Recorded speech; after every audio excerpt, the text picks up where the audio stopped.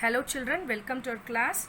Now the continuation of alternating current, that we can see LCR circuit. See series LCR circuit, from that we can see resistance in one circuit.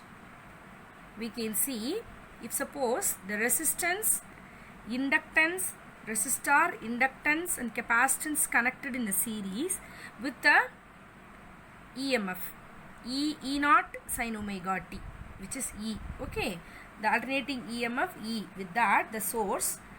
So if suppose the three which is connected in series, that we are call it as a RLC or LCR circuit. Here at any instant the I, which is the current. Now we know that the voltage VR, which is equal to I upon R, okay, across the resistance. Then it will be in the same pace current, and as well as the EMF, which is in the same pace. So the amplitude, that is VR, which is equal to what we said, I naught R, right? So V, which is equal to amplitude, which is equal to VR, which is equal to V naught R, which is equal to I naught R. So here same like we can take it for the inductance for the voltage VL, which is equal to XL. Okay, XL into I. So across the inductor, what will happen here? The L in here the current which is in the inductance, the current is ahead, right? Ahead the current pace by pi by 2. So what it will be, the amplitude, which is equal to V naught L, which is equal to I naught XL. So now for the capacitance. So capacitance we can see individually, that we can see here. VC, which is equal to XC into I. So across the capacitors, so the current which is behind pi by 2, right? So now we can say the phasor diagram, through the phasor diagram, what is the relation between the we want to know in that same, the three which is in the series in the same circuit, what will happen to that through the phasor diagram, what will be the impedance and what it will be the value, current value and all we can see. So we want the EMF. So as per the parallelogram theorem, we have to use this VR and VL, right? So here this is for VC. So as per that diagram explanation, you can draw the phasor diagram with the help of all these three. So whenever you compare to that VL, VC, which is it is actually lags, right? So we can say VL minus VL, which is there in this direction, the magnitude will be here in that of VL. Now we can see by using the parallelogram theorem, what is the value of the impedance for this. Okay, now the amplitude, what we said for that VR. So VR, which is equal to, for VR we can say V naught R, which is equal to I naught R. These are all the things of amplitudes what we explained, right? The amplitude which we explain now. This is for next one is, I'll write VL. For VL, that we can say V naught L, which is equal to I naught XL, which we said. And that next one is for VC. That is for V naught C, which is equal to, we can take I naught XC. Now that VL, see, VL and VC, which are opposite directions. So the resultant vector, what we said, that is for, it is in this magnitude of VL. So VL minus VC, right?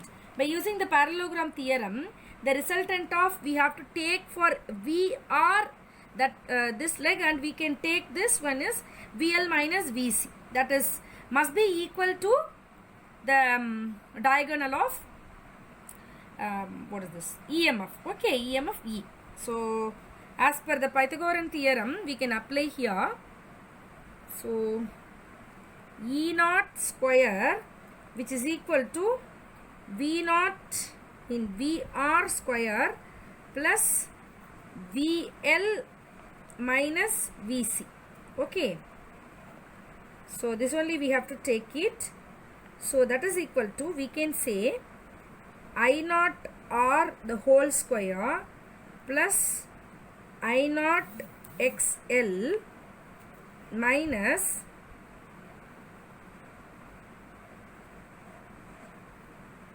I naught XC. Okay. So here I naught, we can take it out, I naught square, which is equal to R square plus XL minus XC the whole square, or we can write this equation as I naught, which is equal to E naught by root of R square plus XL minus XC the whole square. Okay. So this we can say that the root of R square plus XL minus XC the whole square, this value, which is nothing but the impedance.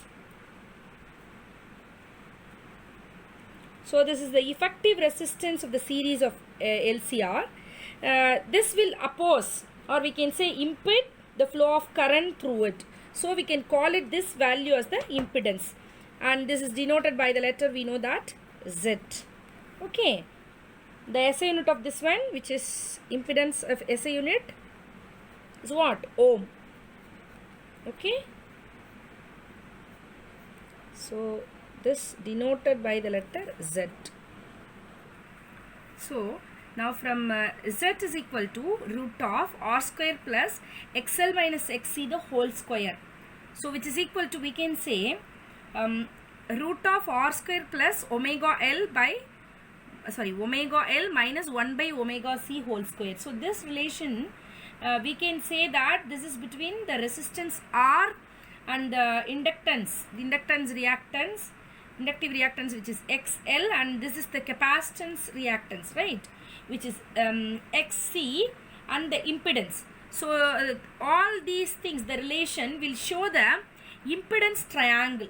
This, from the impedance triangle, we can say that when XL, which is greater than XC, right, so the value which is greater than XC will get the triangle, and from this we can have some cases, we can explain that is inductive LCR circuit, the capacitive and the resonant condition also we can explain through this. So what are all that we can see through that diagrammatical explanation, and see the diagram. This diagram, which is nothing but will show for the inductive LCR. See, when XL, which is greater than XC, or we can say VL, which is greater than VC, right? So the EMF, which is what we said, which is ahead of current by phase angle, some pi, or pi by 2 or phi we can take, right? For that we can say from the triangle, this is for the tan angle we can take means, so opposite side by adjacent side, so that XL minus XC by R. So for this we can have the tan theta or tan phi, which is equal to XL minus XC by R, or we can say for the cos phi, which is equal to R by Z. Okay, so this is for the instantaneous current in that circuit. We can say that we know that I, which is equal to I naught, what it will come here, sine pi by 2 ahead current, so sine omega t minus phi. So this will be the current value. And what is for the capacitive LCR, for that what will happen, that XL see when XL is less than XC, or we can say VL which is less than VC, the current is ahead of EMF by phase angle phi. So we can say here what it will be the tan theta from that impedance triangle. So from the impedance triangle we can say, so XC minus XL. So we have to convert that for the capacity, tan theta tan phi which is equal to XC minus XL by R. Okay. So this is for, or we can say for the cos phi which is equal to same R by Z. But here what will happen for the I which is equal to I naught sin omega t plus phi. Okay. So for that resonance condition we can see, for that the resonance condition, if you see the resonance condition we can explain that sharpness of resonance also. So the what it will be the resonance condition for LCR. So for this, when if suppose XC which is equal to XL, or we can say VL which is equal to VZ, from that condition we can say Z is equal to root of R square plus XL minus XC the whole square. So which is equal to R. Okay. So this is the condition for the resonance. So clearly we can get that the impedance is minimum here. If suppose the circuit is purely resistive, the current and the voltage is in the same pace, and the current in the circuit is what it will be, maximum. So the condition of the LCR circuit is what, which is called here the resonant condition. The frequency which the current amplitude, if suppose I naught attains a peak value, if suppose it is attain a peak value, then we can call it that frequency which is nothing but a resonant frequency, right? So that time what it will be the frequency we can see. So if suppose XL which is equal to XC, that means, or we can call it as we can say 2 pi FL, or we can say the resonant frequency, so that F suffix R. So FL which is equal to 1 by 2 pi F for C, right? Or we can say this as a FR which is equal to 1 by 2 pi into root of LC. So this is for the frequency condition, resonant frequency condition.